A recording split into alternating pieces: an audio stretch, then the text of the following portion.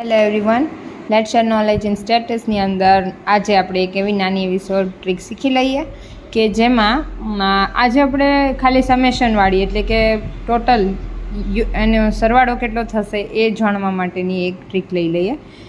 દાખલા તરીકે very easy trick છે.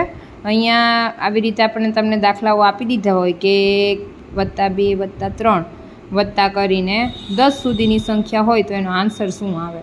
તો આને છે ને બહુ સરવાળા કરવાની જરૂર નથી. અને વેરી ઇઝી ટ્રીકથી પહેલાં આનું જે છે એને હાફ કરી દેવાના. 10ના અડધા કેટલા થાય? 5. અને એની સાથે ખાલી 5 જે સંખ્યા મળી છે એ જ સંખ્યા એની સાથે જોડી દો એટલે આ એનો આન્સર. એવી રીતે આપણે બીજો દાખલો લઈએ કે 1 થી 100 સુધીની સંખ્યા એનો સરવાળો કેટલો થાય. તો 100ના અડધા કેટલા થાય? 50. અને 50ની સાથે બીજો 50 એડ કરી દેવાનો એટલે આ એનો આન્સર.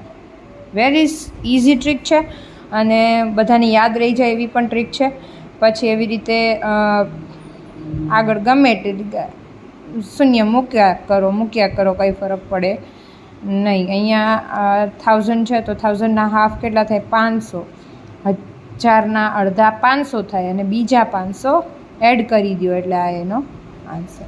એવી રીતે હવે દાખલા તરીકે કોઈ કુલ 10 સંખ્યાઓ ગણતરીમાં લેવાની છે. કુલ 10 સંખ્યાનો સમન્વય આપી દીધેલો હોય ત્યારે તમારે શું કરવું?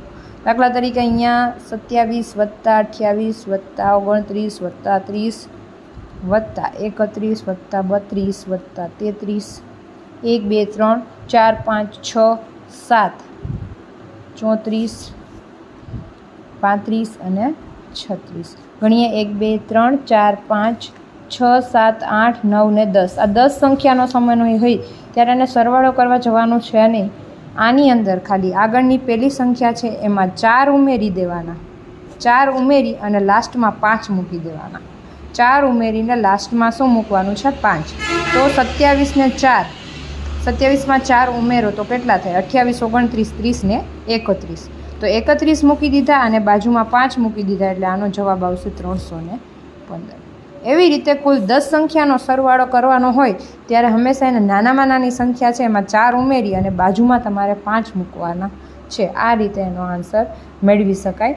સો લેટ્સ શેર નોલેજ ઇન સ્ટેટસની અંદર આ રીતે શોર્ટ ટ્રીક છે અને આગળની બીજી બધી શોર્ટ ટ્રીક પણ આપણે શીખતા રહીશું. તો લેટ્સ શેર નોલેજની અંદર આટલું. આપણે કાલે મળીએ. બાય.